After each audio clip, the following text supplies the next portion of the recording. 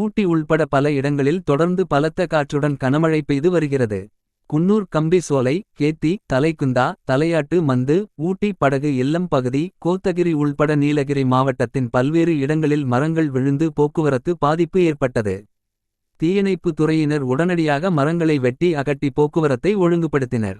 நீலகிரியில் பலத்த காற்றுடன் மழை பெய்து வருவதால் கடும் குளிர் நிலவுகிறது.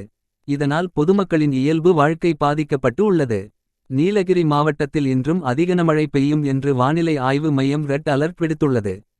அதிகனமழை எச்சரிக்கை விடுக்கப்பட்டதால் முன்னெச்சரிக்கை நடவடிக்கையாக வனத்துறை கட்டுப்பாட்டில் உள்ள தொட்டபெட்டா, காட்சி முனை, பைன்பாரஸ்ட், அவலாஞ்சி, பைக்காரா உள்ளிட்ட சுற்றுலா தலங்கள் முன்கூட்டியே மூடப்பட்டன. இதனால் ஏற்கனவே அறை முன்பதிவு செய்து வந்திருந்த சுற்றுலா பயணிகள் சுற்றுலா தலங்களுக்கு செல்ல முடியாமல் தங்கும் விடுதிகளிலேயே இருந்தனர். இதற்கிடையே மலர் கண்காட்சியின் கடைசி நாளான நேற்று ஊட்டி அரசு தாவரவியல் பூங்காவில் சுற்றுலா பயணிகளுக்கு அனுமதி அளிக்கப்பட்டதால் சுற்றுலா பயணிகள் கூட்டம் அதிகரித்தது. கனமழை காரணமாக நீலகிரியில் இன்றும் வனத்துறை கட்டுப்பாட்டில் உள்ள சுற்றுலா தலங்கள், ஊட்டி படகு இல்லம் மூடப்படுவதாக மாவட்ட நிர்வாகம் அறிவித்து உள்ளது.